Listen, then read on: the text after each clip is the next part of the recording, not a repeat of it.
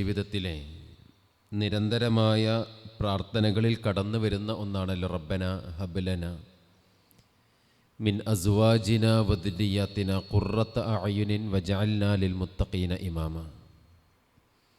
ഒരുപാട് കാര്യങ്ങൾ ആ പ്രാർത്ഥനയിലൂടെ നമ്മൾ അല്ലാഹു സുബ്ഹാനഹു വ തആലയോട് ചോദിക്കുന്നുണ്ട്. ഇസ്ലാം കുടുംബജീവിതത്തിന് നൽകുന്ന പ്രാധാന്യവും വളരെ വലുതാണ്. ഒന്നാമത് നമ്മൾ മനസ്സിലാക്കേണ്ടത് നമ്മളുടെ ജൈവിക ആവശ്യം കൂടിയാണ് കുടുംബം എന്നുള്ളത്. നമ്മളുടെ ജീവിതം പലരും എഴുത്തുകളിലൂടെയൊക്കെ പറയുന്നത് ഒരു മുന്തിരിവള്ളിക്ക് വളർന്ന് വലുതാകാൻ ഒരു താങ്ങ് ആവശ്യമാണ്. അതേപോലെ തന്നെ ഒരു മനുഷ്യന് വളർന്നു വലുതാകാനും കുടുംബമെന്ന താങ്ങ് വളരെ അത്യാവശ്യമാണെന്നാണ്. അങ്ങനെ ഒന്നായിക്കൊണ്ടാണ് കുടുംബത്തെ ഇസ്ലാം നമ്മൾക്ക് പരിചയപ്പെടുത്തി തരുന്നത്. പരിശുദ്ധ ഖുർആൻ പരിശോധിച്ചാൽ കുടുംബമെന്ന സംവിധാനത്തെ അല്ലാഹു സുബ്ഹാനഹു വ തആല ധാരാളം ഗുണങ്ങളോട് ചേർത്ത് പറഞ്ഞിട്ടുണ്ട്. സ്വർഗപ്രവേശനത്തിനുള്ള ഒരു ഉപാധിയായിക്കൊണ്ട് അല്ലാഹു സുബ്ഹാനഹു വ തആല കുടുംബത്തെ പറയുന്നുണ്ട്. പരിശുദ്ധ ഖുർആനിലെ സൂറത്ത് റഅദിലെ ഒരു ആയത്തിലൂടെ അല്ലാഹു അത് വളരെ കൃത്യമായി പറഞ്ഞു തരുന്നുണ്ട്. ജന്നാത്തു അദ്നിൻ യദ്ഖുലൂനഹ വമൻ സ്വലഹ മിൻ ആബാഇഹിം വ അസ്വാജിഹിം വ ദുരിയാതിഹിം. സ്വർഗത്തിലേക്ക് പ്രവേശിക്കുന്ന ഒരു സാഹചര്യത്തെക്കുറിച്ചാണ് സൂചിപ്പിക്കുന്നത്. അതിലൂടെ പ്രവേശിക്കുന്ന ആളുകളുടെ കൂട്ടത്തിൽ വമൻ സ്വലഹ മിൻ ആബാഇഹിം, സൽക്കർമ്മം പ്രവർത്തിച്ചിട്ടുള്ള ഇസ്ലാഹ് ചെയ്തിട്ടുള്ള പിതാക്കന്മാരെ ആദ്യം പറയാണ്. വ അസ്വാജിഹിം, ഇണകളെ പിന്നീട് പറയാണ്. വ ദുരിയാതിഹിം, പിന്നീട് മക്കളെക്കുറിച്ച് സൂചിപ്പിക്കുകയാണ്. അതായത് സ്വർഗത്തിലേക്ക് പ്രവേശിപ്പിക്കപ്പെടുന്ന ആളുകളെക്കുറിച്ച് പറയുമ്പോൾ ആദ്യം പിതാവിനെ പറയുന്നു, പിന്നീട് ഇണകളെ പറയുന്നു, പിന്നീട് മക്കളെ പറയുന്നു. അതായത് ഒരു കുടുംബത്തിലുള്ള എല്ലാവരും ഒരുമിച്ച് സ്വർഗത്തിൽ പ്രവേശിക്കണം എന്നുള്ളതാണ് അല്ലാഹു സുബ്ഹാനഹു വ തആല നമുക്ക് ഒരു നിർദ്ദേശമായി നൽകുന്നത്. എന്നിട്ട് തൊട്ടടുത്ത ആയത്തിൽ തന്നെ അല്ലാഹു സുബ്ഹാനഹു വ തആല പറയുന്നുണ്ട്, സലാമുൻ അലൈക്കും ബിമാ സ്വബർത്തും. എന്തുകൊണ്ടാണ് നിങ്ങൾക്ക് ഈ സ്വർഗത്തിൽ പ്രവേശിക്കാൻ പറ്റിയിട്ടുള്ളത്? ബിമാ സ്വബർത്തും, നിങ്ങൾ ക്ഷമിച്ചത് കൊണ്ടാണ്. കുടുംബത്തിനകത്ത് ആ രീതിയിലുള്ള ഒരു ക്ഷമ നിങ്ങൾ കൈക്കൊണ്ടത് കൊണ്ടാണ് നിങ്ങൾക്ക് സ്വർഗത്തിൽ പ്രവേശിക്കുവാൻ സാധിച്ചിട്ടുള്ളത്. മറ്റൊരു ആയത്തിലൂടെയും പറയുന്നുണ്ട്, എന്തുകൊണ്ടാണ് നിങ്ങൾ സ്വർഗത്തിൽ എത്തിച്ചേർന്നത്. സൂറത്ത് തൂറിലാണ് ആ വിഷയങ്ങൾ ഇങ്ങനെ പറഞ്ഞു വരുന്നത്. സ്വർഗത്തിൽ പ്രവേശിച്ച ആളുകൾ, പ്രവേശിപ്പിക്കപ്പെട്ട ആളുകൾ, എന്തുകൊണ്ടാണ് നിങ്ങൾ സ്വർഗത്തിൽ പ്രവേശിപ്പിക്കപ്പെട്ടത് എന്നുള്ള ചോദ്യം പരസ്പരം അങ്ങോട്ടും ഇങ്ങോട്ടും ചോദിക്കുകയാണ്. ഫഅഖ്ബല ബഅദുഹും അലാ ബഅദിൻ യതസാഅലൂൻ, അവരങ്ങോട്ടും ഇങ്ങോട്ടും ഇങ്ങനെ ചോദിക്കുന്നുണ്ട്. അപ്പോൾ എന്തുകൊണ്ടാണ് നിങ്ങൾ സ്വർഗത്തിൽ എത്തിയിട്ടുള്ളത് എന്നുള്ള ചോദ്യത്തിന് മറുപടി ലഭിക്കുന്നത് ഖാലൂ ഇന്നാ കുന്നാ ഖബ്ലു ഫീ അഹ്ലിനാ മുഷ്ഫിഖീൻ, ഞങ്ങൾ ഞങ്ങളുടെ കുടുംബത്തിൽ അള്ളാഹുവിനൊക്കെ ഭയപ്പെട്ടുകൊണ്ട് ജീവിച്ചിരുന്ന ആളുകളായിരുന്നു. ആ ഒരൊറ്റ കാര്യം കൊണ്ട് ഞങ്ങൾക്ക് സ്വർഗത്ത് പ്രവേശിക്കാൻ സാധിച്ചു. നരകത്തിൽ നിന്ന് ഞങ്ങളെ രക്ഷപ്പെടുത്തി അല്ലാഹു സുബ്ഹാനഹു വ തആല നമ്മളെ സ്വർഗത്തിലേക്ക് പ്രവേശിപ്പിക്കുകയും ചെയ്തു. ഈ ആയത്തുകളിലൊക്കെ കുടുംബം കടന്നു വരുന്നുണ്ട്. മസ്റൂറ എന്ന് ഒരു സൂറത്തിൽ 2 തവണ ഉപയോഗിക്കുന്നുണ്ട്. സൂറത്തു ഇൻഷിഖാഖിലാണ്. അവിടെ 2 തവണ അത് ഉപയോഗിക്കുന്നത് 2 രീതിയിലാണ്. അമ്മാമൻ ഊത്തിയ കിതാബഹു ബിയമീനി ഫസൗഫ യുഹാസബു ഹിസാബൻ യസീറ വയൻഖലിബു ഇലാ അഹ്ലിഹി മസ്റൂറ. വലത് കൈയിൽ ഗ്രന്ഥം ലഭിച്ച ആളുകൾ അവർ ഫസൗഫ യുഹാസബു ഹിസാബൻ യസീറ, ഏറ്റവും എളുപ്പമായ വിചാരണയിലൂടെ അവർ കടന്നു പോകും. അവർക്ക് കടുപ്പുണ്ടാകൂല. വളരെ എളുപ്പത്തിൽ അവർ സ്വർഗത്തിലേക്ക് പ്രവേശിക്കുന്ന സാഹചര്യം ഉണ്ടാകും. എന്നിട്ടോ വയൻഖലിബു ഇലാ അഹ്ലിഹി മസ്റൂറ, അവരുടെ കുടുംബത്തിൻ്റെ ആളുകളുടെ അടുക്കിലേക്ക്, അഹ്ലി എന്ന് പറഞ്ഞാൽ കുടുംബം എന്നാണ് ഒരർത്ഥം, ആ കുടുംബത്തിൻ്റെ അടുക്കിലേക്ക് സ്നേഹത്തോടു കൂടിയിട്ട് സന്തോഷത്തോടു കൂടിയിട്ട് ഓടിയെടുക്കുന്ന സാഹചര്യം. വയൻഖലിബു ഇലാ അഹ്ലിഹി മസ്റൂറ, അവരുടെ കുടുംബത്തിലേക്ക് വളരെ സന്തോഷത്തോടു കൂടി ഓടിയെടുക്കുന്ന സാഹചര്യത്തെക്കുറിച്ച് സൂചിപ്പിക്കുന്നുണ്ട്. തൊട്ടടുത്ത ആയത്ത് അമ്മാമൻ ഉത്തിയ കിതാബഹു വറാഅ ലഹരി, അവരുടെ ഗ്രന്ഥം അവരുടെ മുതുകിലൂടെ ലഭിക്കപ്പെട്ടിട്ടുള്ള ആളുകളുണ്ട്. ഫസൗഫ യദ്ഉ സബൂറ വയസ്ലാ സഈറ ഇന്നഹു കാന ഫി അഹ്ലിഹി മസ്റൂറ. രണ്ടായത്ത് പുറത്തേക്ക് മറ്റൊരു മസ്റൂർ കൂടി ഉപയോഗിക്കുകയാണ്. അവിടെ പറയുന്നത് എന്താ? ഇന്നഹു കാന ഫി അഹ്ലിഹി മസ്റൂറ. അവരവരുടെ കുടുംബത്തിൽ എല്ലാവിധ സന്തോഷങ്ങളിലും അഭിരമിച്ച് ജീവിച്ചിരുന്ന ആളുകളായിരുന്നു. എല്ലാ ചാബല്യങ്ങളെയും വൈകൃതങ്ങളെയും പ്രയാസങ്ങളെയും എല്ലാ വൈകല്യങ്ങളെയും അനുവദിച്ചു കൊടുത്ത കുടുംബമായിരുന്നു അവരുടേത്. അതുകൊണ്ട് അവർക്ക് സംഭവിച്ചതെന്താ? ഫസൗഫ യദ്ഉ സബൂറ. പരലോകത്തിലെത്തുമ്പോൾ നാശമേ എന്ന് വിളിച്ച് കരയുന്ന സാഹചര്യം ഉണ്ടാകും. അവർ പതിയെ പതിയെ ആളുകളുടെ മുന്നിൽ നിന്ന് പുറകോട്ട് വലിഞ്ഞുകൊണ്ടിരിക്കും. ആളുകൾ ഞങ്ങളെ കാണരുത് എന്ന് അവർ ആഗ്രഹിക്കും. അതിനുള്ള കാരണമായി ഖുർആൻ പറഞ്ഞിട്ടുള്ളത് ഫസൗഫ യദ്ഉ സുബൂറ വയസ്ലാ സഈറ ഇന്നഹു കാന ഫി അഹ്ലിഹി മസ്റൂറ. അവർ ദുനിയാവിൽ കുടുംബത്തിൽ ഏറെ സന്തോഷവാന്മാരായി ജീവിച്ചിരുന്ന ആളുകളായിരുന്നു. അവരെ തിരുത്താൻ ആരുണ്ടായിരുന്നില്ല, ഇങ്ങനെ വേണമെന്ന് പറയാൻ ആരുമുണ്ടായിരുന്നില്ല, കണ്ണ് നിറയാൻ ആരുമുണ്ടായിരുന്നില്ല, ഏറ്റവും നല്ല ഭാഷയിൽ തിരുത്തുവാൻ ആരുമുണ്ടായിരുന്നില്ല. എല്ലാ തെറ്റിലും അഭിരമിച്ചുകൊണ്ട് അങ്ങനെ ജീവിച്ച് പരലോകത്തിലെത്തുന്ന സമയത്ത് നാശമേ എന്ന് വിളിച്ച് കരയുന്ന സാഹചര്യങ്ങൾ അവർക്കുണ്ടാകുമെന്നുള്ളതാണ്. സഹോദരങ്ങളെ, നമ്മൾ സൂക്ഷിക്കേണ്ടത് അവിടെയാണ്. അല്ലാഹു സുബ്ഹാനഹു വ തആല സ്വർഗപ്രവേശനത്തിനുള്ള ഒരു മാർഗമായി നമ്മളുടെ കുടുംബത്തെ തയ്യാറാക്കി വെക്കുമ്പോൾ ആ പ്രവേശനത്തിനുള്ള സ്വർഗപ്രവേശനത്തിനുള്ള അവസരമാക്കി നമ്മൾ നമ്മളുടെ കുടുംബത്തിനെ മാറ്റുന്നുണ്ടോ എന്നുള്ളത് ഈ ഒരു സന്ദർഭത്തിൽ ആലോചിക്കേണ്ടതാണ്. മറ്റൊന്ന്, കുടുംബത്തെക്കുറിച്ച് ഖുർആൻ ഉപയോഗിക്കുന്നത് സമാധാനത്തിൻ്റെ ഇടങ്ങളാണ്. നമ്മൾ ഖുർആൻ പരിശോധിക്കുമ്പോഴേ 4 കാര്യങ്ങളാണ് സെക്കൻഡുമായി ചേർത്ത് വെച്ച് നമുക്ക് കാണാൻ സാധിക്കുക. ഒന്ന് രാത്രിയാണ്, മറ്റൊന്ന് ഇണകളാണ്, മറ്റൊന്ന് വീടാണ്, കുടുംബമാണ്.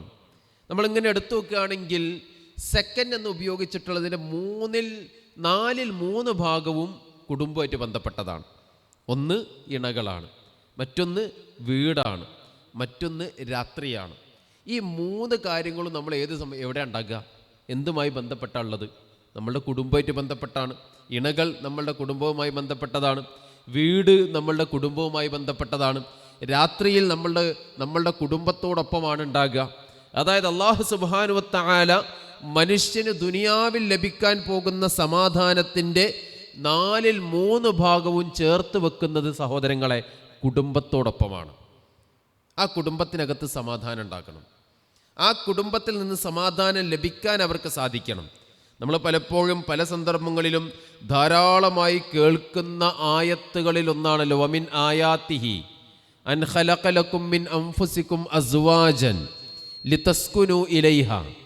അല്ലാഹു സുബ്ഹാനഹു വ തആല പറയാണ്, വമിൻ ആയാത്തിഹി, അവൻ്റെ ദൃഷ്ടാന്തങ്ങളിൽപ്പെട്ടതാണ്, അൻ ഖലഖ ലക്കും മിൻ അൻഫുസികും അസ്വാജൻ, നിങ്ങളിൽ നിന്ന് തന്നെയുള്ള ഇണകളെ നിങ്ങൾക്ക് സൃഷ്ടിച്ചു തന്നു എന്നുള്ളത്. എന്നിട്ടോ എന്തിനു വേണ്ടിയിട്ടാ? ലിതസ്കുനു ഇലൈഹ, സമാധാനം കണ്ടെത്താൻ വേണ്ടിയിട്ടാണ്. അദ്ദേഹം ഷർക്കാവിയുടെ ഒരു എഴുത്തുണ്ട്. അദ്ദേഹത്തിൻ്റെ വളരെ പ്രധാനപ്പെട്ട പ്രസിദ്ധമായ പുസ്തകങ്ങളിലൊന്നാണ് അൻത് ഐലൻ സ്വഹാബ എന്ന് പറയുന്നത്, നീയും ഒരു സ്വഹാബി വനിതയാണ് എന്ന് പറയുന്നത്. അതിനകത്ത് സ്ത്രീയെ മനോഹരമായി അവർ വർണ്ണിക്കുന്നുണ്ട്. അതിൽ പറയുന്നത് ആദം നബി അലൈഹിസ്സലാം ഏകാന്തനായി ആ സ്വർഗത്തിലൂടെ നടക്കുന്ന സമയത്ത് അല്ലാഹു സുബ്ഹാനഹു വ തആല ആ ആദം നബി അലൈഹിസ്സലാമിന് സമാധാനത്തിനായി ഒരു ഇണയെ നൽകുകയാണ്. ആ ഇണയെ ഉണ്ടാക്കുന്നത് എവിടെ നിന്നാണ്? ഹദീസുകളിൽ നമ്മൾ പറയുന്നത് പോലെ പുരുഷൻ്റെ വാരിയെല്ലിൽ നിന്നാണ്. ആ വാരിയെല്ലിന് അദ്ദേഹം ഒന്നുകൂടി വിശദീകരിക്കുന്നുണ്ട്. ഹൃദയവുമായി ഏറെ ചേർന്ന് നിൽക്കുന്ന സ്ഥലമാണ് വാരിയെല്ല്. മനുഷ്യൻ്റെ ഹൃദയവുമായി, ഇണയുടെ ഹൃദയവുമായി ഏറെ ചേർന്ന് നിൽക്കുന്ന ആ വാരിയെല്ലിൽ നിന്ന് അല്ലാഹു സുബ്ഹാനഹു വ തആല മനുഷ്യന് ഇണയെ സൃഷ്ടിച്ചു കൊടുത്തു. എന്നിട്ട് അദ്ദേഹം പറയുന്നുണ്ട്, ആ ഇണയാണ് സ്ത്രീ, അവരിലാണ് സമാധാനം കണ്ടെത്തേണ്ടത്. ലിതസ്കുനു ഇലൈഹ, അവരിൽ സമാധാനം കണ്ടെത്താൻ വേണ്ടിയിട്ടാണ്. ലിതസ്കുനു ഇലൈഹ, അവരിൽ സമാധാനം കണ്ടെത്താൻ വേണ്ടിയിട്ടാണ്. നമ്മൾ പറഞ്ഞു വന്നിട്ടുള്ളത് നമ്മളുടെ സമാധാനത്തിൻ്റെ 4-ൽ 3 ഭാഗവും കുടുംബത്തോട് അല്ലാഹു സുബ്ഹാനഹു വ തആല ചേർത്ത് വെക്കുന്ന സമയത്ത് ആ സമാധാനം കിട്ടുന്നൊരവസ്ഥയിലേക്ക് നമ്മളുടെ കുടുംബത്തെ നമുക്ക് മാറ്റിയെടുക്കാൻ സാധിക്കുന്നുണ്ടോ എന്നുള്ളതാണ്. അവിടെയാണ് നമ്മൾ ആലോചിക്കേണ്ടത്. എന്തിനു വേണ്ടിയിട്ടാണ് അല്ലാഹു സുബ്ഹാനഹു വ തആല കുടുംബ സംവിധാനത്തെ മുന്നോട്ട് വെച്ചിട്ടുള്ളത്? ഒന്ന് സ്നേഹമാണ്, മവദ്ദത്താണ്. മറ്റൊന്ന് റഹ്മത്താണ്. മറ്റൊന്ന് അവർക്കിടയിലുള്ള സ്നേഹം, കാരുണ്യം, സമാധാനം, അതോടൊപ്പം തന്നെ സന്താനോൽപാദനം. ഇങ്ങനെയുള്ള സംഗതികളെല്ലാം കുടുംബത്തിൽ നിന്നാണ് ലഭിക്കേണ്ടത്. പലപ്പോഴും മവദ്ദത്ത് എന്നുള്ള വാക്കിനെ വിശദീകരിക്കുന്നിടത്ത് ചിലരൊക്കെ പറയാറുണ്ട്, അങ്ങോട്ടും ഇങ്ങോട്ടും യാതൊരു ഉപാധികളുമില്ലാത്ത സ്നേഹമാണ്. കുറച്ചങ്ങോട്ട് കഴിയുന്ന സമയത്ത് സ്നേഹിക്കാനുള്ള കാരണങ്ങളൊക്കെ ചിലപ്പോൾ നഷ്ടപ്പെടും. സൗന്ദര്യം നഷ്ടപ്പെട്ടേക്കാം, അതോടൊപ്പം തന്നെ സമ്പത്ത് നഷ്ടപ്പെട്ടേക്കാം. അവർക്കിടയിൽ സ്നേഹത്തിനുള്ള ഒരു കാരണമായി അല്ലാഹു സുബ്ഹാനഹു വ തആല മക്കളെ നൽകിയേക്കാം. അതിനെ ഒരു റഹ്മത്തായി പറയുന്നുണ്ട്. വാർദ്ധക്യത്തിലേക്ക് എത്തി നിൽക്കുന്ന ദമ്പതികൾ തമ്മിലുള്ള സ്നേഹത്തെക്കുറിച്ച് ആലോചിച്ച് നോക്കൂ നിങ്ങൾ. പരസ്പരം എന്താ പറയാണ്ടാവുക? മുമ്പത്തെ കാലഘട്ടത്തിലെ സ്നേഹത്തെക്കുറിച്ച് പറയാനുണ്ടായേക്കാം. അങ്ങോട്ടും ഇങ്ങോട്ടും സ്നേഹിക്കുവാൻ സൗന്ദര്യമുണ്ടാകൂല, അങ്ങോട്ടും ഇങ്ങോട്ടും സ്നേഹിക്കുവാൻ ഒരു വേള സമ്പത്തുണ്ടാകൂല. അവിടെ പരസ്പരം കാരുണ്യമുണ്ടാകും. എനിക്ക് സുഖമില്ലെങ്കിലും ഞാൻ നിന്നെ പരിചരിക്കും, എനിക്ക് സുഖമില്ലെങ്കിലും ഞാൻ നിങ്ങളെ പരിചരിക്കും. അതൊരു കാരുണ്യത്തിൻ്റെ മാർഗമാണ്. നിങ്ങളൊന്ന് ഏതെങ്കിലും ഒരു ഹോസ്പിറ്റലിൻ്റെ മുന്നിലൂടെ അങ്ങ് പോയി നോക്കണ്ടു. ചിലപ്പോൾ മക്കളാരുമില്ലാതെ ഒരു ഉമ്മയും ഒരു വാപ്പയും, അതല്ലെങ്കിൽ പ്രായമായ ദമ്പതികൾ, അവർ കൈ പിടിച്ചുകൊണ്ട് കടന്നു പോകുന്നത് കാണാൻ സാധിക്കും. ഒരാളുടെ ഒ പി കഴിഞ്ഞാൽ മറ്റൊരാളുടെ ഒ പിയിലേക്ക് പരസ്പരം അങ്ങോട്ടും ഇങ്ങോട്ടും സഹായിച്ചു കൊണ്ട് കടന്നു വരുന്നത് നമുക്ക് കാണാൻ സാധിക്കും. അതൊരു റഹ്മത്തിൻ്റെ ഭാഗമാണ്. ആ റഹ്മത്ത് കുടുംബത്തിലെ സഹോദരങ്ങളെ കിട്ടുകയുള്ളൂ, അത് മറ്റെവിടെയും ലഭിക്കുകയില്ല. അതുകൊണ്ടാണ് ഇസ്ലാം മുന്നോട്ട് വെക്കുന്ന കുടുംബ സംവിധാനത്തിന് പകരമായി മറ്റേതിനെയും പകരം വെക്കുവാൻ നമുക്ക് സാധിക്കില്ല. ഒരു കുടുംബത്തിനകത്ത് എത്ര വിഭാഗം ആളുകളുണ്ടാകും? ഒന്ന് കുട്ടികളുണ്ടാകും, മറ്റൊന്ന് പ്രായമായ ആളുകളുണ്ടാകും, യുവാക്കളുണ്ടാകും, സ്ത്രീകളുണ്ടാകും. ഈ 4 വിഭാഗം ആളുകൾക്കും ലഭിക്കേണ്ട സംഗതികൾ എന്താണോ അതൊരു കുടുംബത്തിനകത്ത് നിന്ന് ലഭിക്കുന്നുണ്ട്. അതിന് പകരമായി മറ്റെന്തെങ്കിലും കൊണ്ടുപോയി വെക്കാൻ സാധിക്കുമോ? ഒരിക്കലുമില്ല. അവിടെയാണ് ഇസ്ലാം കുടുംബ സംവിധാനത്തെ ഏത് രീതിയിലാണ് കാണുന്നത് എന്ന് നമ്മൾ മനസ്സിലാക്കേണ്ടത്. ഒരു കുടുംബത്തിൽ ഏറ്റവും മുതിർന്ന ആളുകൾ പ്രായമുള്ള ആളുകളാണ്. അവിടെയാണ് ഇസ്ലാമിൻ്റെ ഒരു മഹത്വം നമുക്ക് മനസ്സിലാക്കാൻ സാധിക്കുക. 2023 ഗൊദാർദ് എന്ന് പറയുന്ന ഒരു സിനിമാ സംവിധായകൻ മരണപ്പെടുന്നത്. ഫ്രഞ്ച് സംവിധായകനാണ്. അദ്ദേഹം മരണപ്പെടുന്നത് അസിസ്റ്റഡ് സൂയിസൈഡിലൂടെയാണ്. എന്ന് പറഞ്ഞാൽ നമ്മുടെ നാട്ടിൽ പറയുന്ന ദയാവധം എന്ന് പറയുന്ന രീതിയിലൂടെയാണ് അദ്ദേഹം മരണപ്പെടുന്നത്. 90-ാമത്തെ വയസ്സിലാണ് അദ്ദേഹം മരണം വരിക്കുന്നത്. അപ്പോൾ അദ്ദേഹത്തിൻ്റെ മരണവുമായി ബന്ധപ്പെട്ട് നമ്മളുടെ നാട്ടിലുള്ള പ്രധാനപ്പെട്ട ഒരു പത്രം റിപ്പോർട്ട് ചെയ്തിട്ടുണ്ടായിരുന്നു. അന്തസ്സുള്ള മരണം ഓരോരുത്തരുടെയും അവകാശമാണ്. എന്താ അന്തസ്സുള്ള മരണം മനസ്സിലായോ? വേറൊന്നല്ല, ഒരു പ്രായമായ ഒരു മനുഷ്യൻ ബെഡിൻ്റെ മേലെ അങ്ങനെ കാലാകാലം ഒരുപാട് കാലം കിടന്ന് മരണപ്പെടുന്നത് അന്തസ്സുള്ള മരണമല്ല. അതുകൊണ്ട് അയാൾ നേരത്തെ മരണപ്പെടേണ്ടതുണ്ട്, അതിന് അയാളെ സഹായിക്കേണ്ടതുണ്ട്. ഇതിനാണ് അന്തസ്സുള്ള മരണം എന്ന് പറയുന്നത്. അതായത് ദയാവധം നടത്തുക, അദ്ദേഹത്തെ കൊല്ലുക. ദയാവധം എന്നൊക്കെ പോളിഷ് ചെയ്ത് പറയുന്ന വാക്കാണ്. ഒരു കൊലപാതകം നടത്തുക, അതിനെയാണ് പല ആളുകളും പുരോഗമനവാദികൾ ഈ കാലഘട്ടത്തിലെ അന്തസ്സുള്ള മരണമെന്ന് പറയുന്നത്. എന്നാൽ നോക്കൂ നിങ്ങൾ, വീടിനകത്ത് പ്രായമുള്ള ഒരു വലിയുപ്പയുണ്ടെങ്കിൽ, ഒരു ഉപ്പയുണ്ടെങ്കിൽ, ഒരു ഉമ്മയുണ്ടെങ്കിൽ, നമ്മെ സംബന്ധിച്ചിടത്തോളം സ്വർഗത്തിലേക്കുള്ള കവാടമാണത്. ആ ഉമ്മയെ പരിചരിക്കുന്നതിലൂടെ സ്വർഗത്തിൻ്റെ കവാടമായി അവരെ മാറ്റിയെടുക്കാൻ സാധിക്കും. നമുക്കെല്ലാവർക്കും പരിചിതമായ ഒരു ചരിത്രമുണ്ട്. ആമിറുൽ ഖർനി, ഉവൈസ് ബിൻ ആമിറുൽ ഖർനി എന്ന് പറയുന്ന ഒരു താബിഈയുടെ ചരിത്രമാണ്. പ്രവാചകൻ സല്ലല്ലാഹു അലൈഹി വസല്ലമ ഉമർ റളിയല്ലാഹു അൻഹുവിനോട് കാലങ്ങളേറെ കഴിഞ്ഞിട്ട് നിങ്ങൾ ഇങ്ങനെയൊരു താബിഈയെ കണ്ടുമുട്ടും, ആ സമയത്ത് നിങ്ങൾ ആ താബിഈയോട് അള്ളാഹുവിനോട് നിങ്ങൾക്ക് വേണ്ടി പൊറുക്കലിനെ തേടുവാൻ ആവശ്യപ്പെട്ട് കൊള്ളുക എന്ന് പറയുന്നുണ്ട്. കാലങ്ങളേറെ കഴിഞ്ഞ് ഉമർ റളിയല്ലാഹു അൻഹു വരുന്ന എല്ലാ ആളുകളുടെ കൂട്ടത്തിലും അങ്ങനെ ഒരു താബിഈയെ തിരയുന്നുണ്ട്. ഉവൈസ് ബിൻ ആമിറുൽ ഖർനി എന്ന് പറയുന്ന ഒരു മനുഷ്യനെ തിരയുന്നുണ്ട്. ആ മനുഷ്യനെ തിരയുന്ന സമയത്ത് ആളുകളൊക്കെ അദ്ദേഹത്തോട് ചോദിക്കുന്നുണ്ട്, നിങ്ങൾ എന്തിനാ ഇങ്ങനെ ഒരു മനുഷ്യനെ തിരയുന്നത് എന്നുള്ളത്.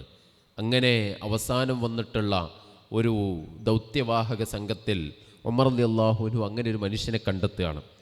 അപ്പോൾ ആ കൂട്ടത്തിലുള്ള ആളുകളൊക്കെ ചോദിക്കുക, എന്തിനാ നിങ്ങൾ ഉവൈസിനെ തിരയുന്നത്?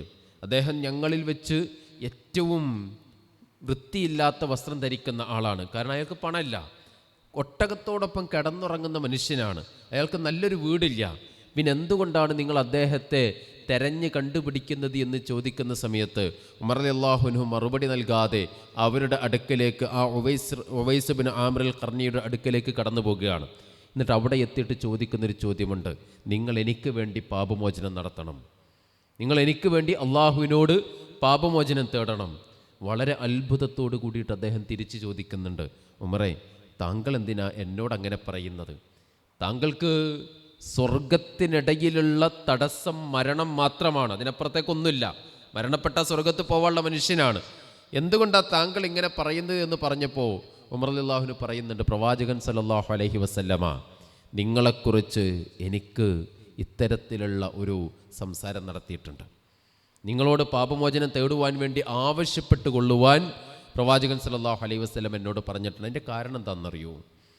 അതിൻ്റെ കാരണം അദ്ദേഹം മാതാപിതാക്കളോട് ചെയ്തിട്ടുള്ള നന്മയുടെ ഭാഗമായിക്കൊണ്ടാണ്. അദ്ദേഹത്തിന് അങ്ങേയറ്റത്തെ ആഗ്രഹം പ്രവാചകനെ കാണണമെന്നുണ്ടായിരുന്നു.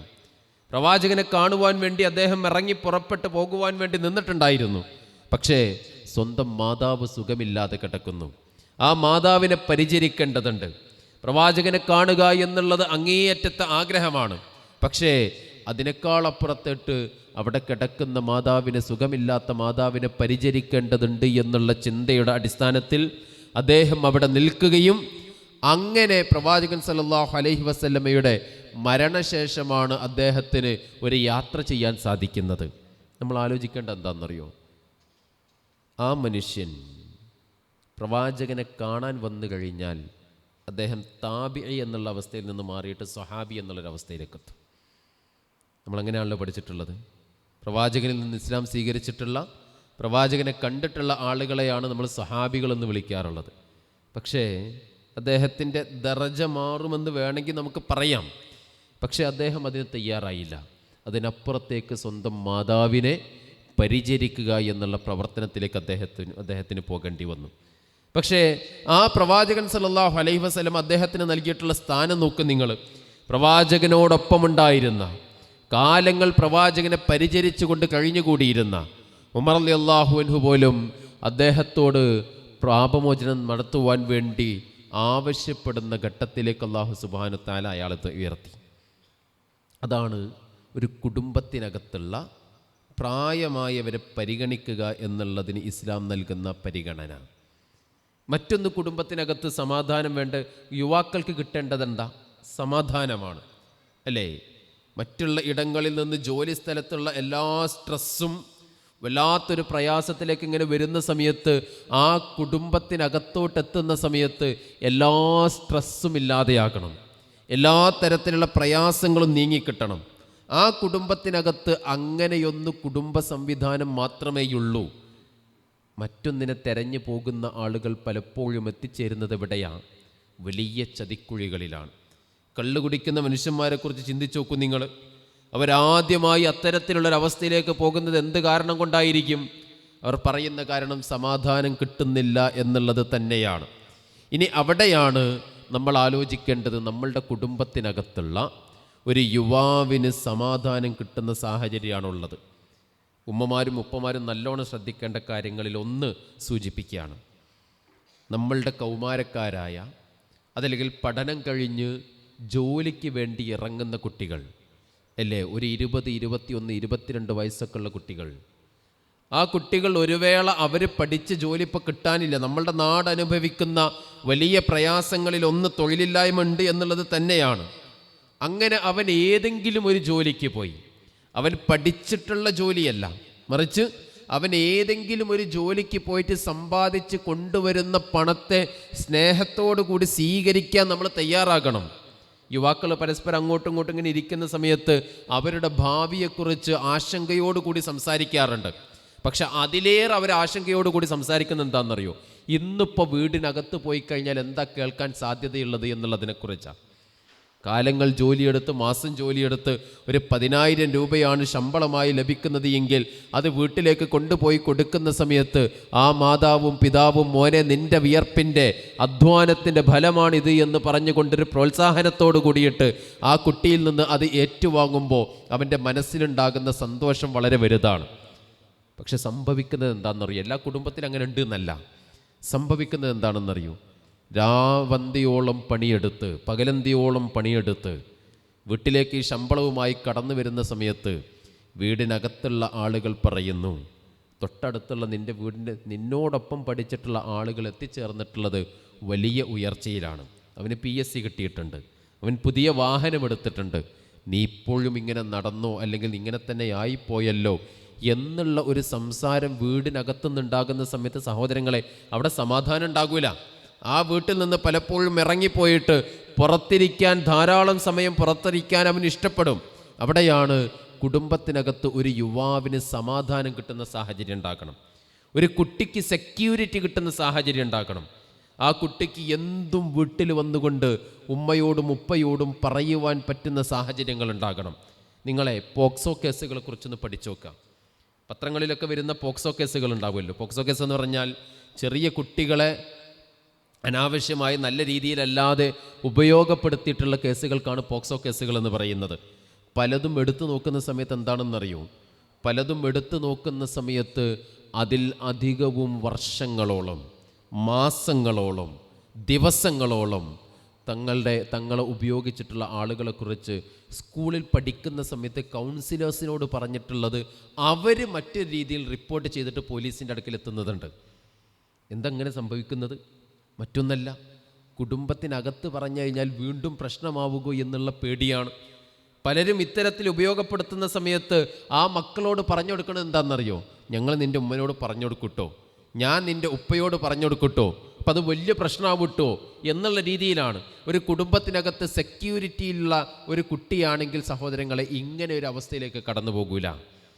അപ്പോൾ കുടുംബ സംവിധാനം എന്ന് പറയുന്നത് എല്ലാ രീതിയിലും എല്ലാ ആളുകൾക്കും സമാധാനം ലഭിക്കുന്ന, എല്ലാ ആളുകൾക്കും അവർക്ക് ആവശ്യമുള്ളത് ലഭിക്കുന്ന ഒരു സംവിധാനമാണ് എന്നുള്ളത് നമ്മൾ തിരിച്ചറിയേണ്ടതുണ്ട്. അങ്ങനെയാകുന്നുണ്ടോ നമ്മളുടെ കുടുംബം എന്നുള്ളതും ആലോചിക്കേണ്ടതുണ്ട്. ഇനി ഒരു കാര്യം കൂടി ചിന്തിക്കുക. കുടുംബം എന്ന് പറയുമ്പോൾ നമ്മൾ രണ്ട് രീതിയിൽ മനസ്സിലാക്കുമല്ലോ. ഒന്ന് അടുത്ത കുടുംബവും വേറൊന്ന് അകന്ന കുടുംബവും ഇല്ലേ? നമ്മളൊക്കെ നാട്ടിൽ ഇങ്ങനെ കല്യാണമൊക്കെ വിളിക്കാൻ പോകുമ്പോൾ ചിലരൊക്കെ പറയാറുള്ളതാണ്, അതങ്ങനെ പോകേണ്ട ആവശ്യമൊന്നുമില്ല, അത് കുറച്ച് ലോങ്ങാന്നാണ് പറയാം. ലോങ്ങെന്ന് പറഞ്ഞാൽ അവർ കുറച്ചുകൂടി അപ്പുറത്തോട്ടുള്ള കുടുംബമാണ്, അതത്ര പരിഗണിക്കേണ്ടതില്ല എന്നുള്ളതാണ്.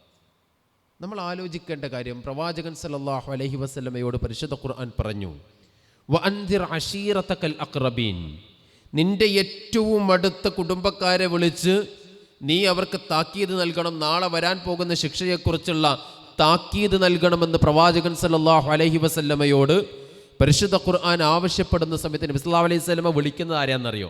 നമ്മൾ പറയാ നമ്മളുടെ ഏറ്റവും അടുത്ത കുടുംബത്തെ വിളിക്കണം എന്ന് പറഞ്ഞാൽ നമ്മളുടെ തറവാടിനൊന്ന് നമ്മൾ പരിഗണിക്കും, വല്യപ്പ, എളാപ്പ, മുത്താപ്പ, ഇങ്ങനെയുള്ള ആളുകളൊന്ന് പരിഗണിക്കും.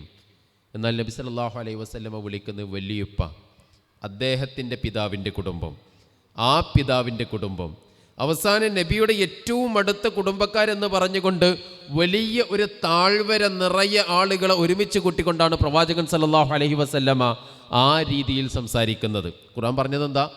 വഅൻദിർ അശീറതകൽ അഖ്റബീൻ. അശീറത്ത് പറഞ്ഞാൽ അടുത്തതാണ്. അശീറത്ത് എന്ന് പറഞ്ഞാൽ തന്നെ അടുത്തതാണ്. അൽ അഖ്റബീൻ, നിന്റെ ഏറ്റവും അടുത്ത കുടുംബക്കാരെ നീ വിളിക്കണമെന്ന് പറയുമ്പോൾ പ്രവാചകൻ സല്ലല്ലാഹു അലൈഹി വസല്ലമ അത് ലോങ് ആണല്ലോ എന്ന് വിചാരിച്ചിട്ടില്ല. ഒരു സഹാബി പറയുന്നുണ്ട്, ഒരു കുടുംബം എന്ന് പറയുന്നത് അടുത്ത കുടുംബവും അകന്ന കുടുംബവും ഒന്നും അങ്ങനെയൊന്നുമില്ല.